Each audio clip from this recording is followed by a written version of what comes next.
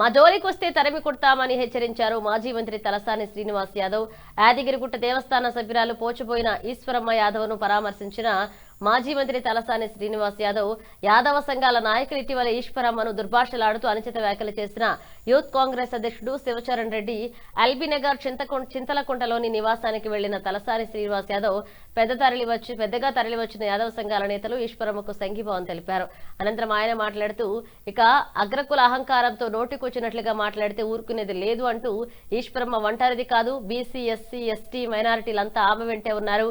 బడుగు బలహీన వర్గాల, అణగారిన వర్గాల జోలికి వస్తే మా తడాకా ఏంటో చూపిస్తామని అన్ని వర్గాల ప్రజలకు సేవలందిస్తూ అనేక మన్ననలు పొందిన ఈశ్వరమ్మకు ఆమె వయసును కూడా చూడకుండా దుర్భాషలాడడం అహంకారం కాదా అంటూ ఆయన ప్రశ్నించారు.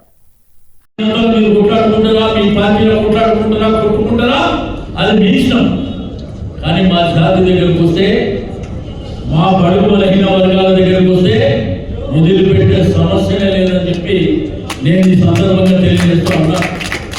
నేను పోలీస్ కమిషనర్ గారికి, కన్సల్ట్ పోలీస్ డిపార్ట్మెంట్ ఏదైతే మన్సూరాబాద్ కానీ, ఎల్బీ నగర్ కానీ, అదేవిధంగా ఇక్కడ ఉన్నటువంటి ఉన్నత అధికారులు కూడా నేను రిక్వెస్ట్ చేస్తున్నా, ఇమ్మీడియట్ గా వాళ్ళ మీద కేసు పెట్టి అరెస్ట్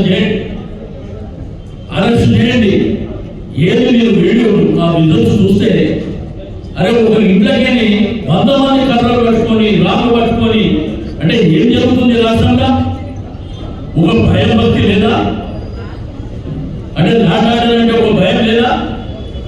కాబట్టి ఈ విధమైనటువంటి, అదే మా ఊళ్ళు మా తల్లి లాంటి వ్యక్తి మీద ఈ విధమైనటువంటి అనారోగ్యకరమైనటువంటి భాష మాట్లాడేదని రోడ్డు మీద ధర్నా చేస్తేనేమో మమ్మల్ని అరెస్ట్ చేస్తారు. మరి ఇన్నలకే 100 మంది కర్రలతోని, రాళ్ళతో వస్తాయేమో వాళ్ళు ఏమన్నారు, అంటే పుట్టుకొని సావండి మీ ఇష్టం అంటురా. కాబట్టి మేము ఈశ్వరమ్మ యాదవ్ గారికి మేమందరం సంఘీభావం చెప్పడానికి, మా తల్లికి మేము ధైర్యంగా ఉండమని చెప్తున్నాం. మేము ఉంటాం, ఇంకా భయపడవలసినటువంటి అవసరం లేదు. మీరు కానీ, మీ కుటుంబం కానీ, ఇక్కడ ఉన్నటువంటి మేమే కాకుండా రాష్ట్రంలో ఉన్నటువంటి బడుగు బలహీన వర్గాలందరినీ ఇంకా ఉండాలనేటువంటి విషయాన్ని నేను ఈ సందర్భంగా తెలియజేస్తా ఉన్నా. కాబట్టి ఎవరైనా కానీ సమాజంలో గౌరవంగా బతికేది తెలుసుకోండి, అంతేగాని ఇంకా మేము దౌర్జన్యాలు చేస్తాం. మా అయ్యలు, మా తాతలు, మా జాగిరు రాసించారు, ఇదంతా ఎల్బీనగర్ మా జాగిరి, మా తాత జాగిరి, ఈ జాగిర్లాలు అన్ని పోయినాయి. బిడ్డ మా సత్తా ఇంకా చూడాలనుకుంటే చూపిస్తాం.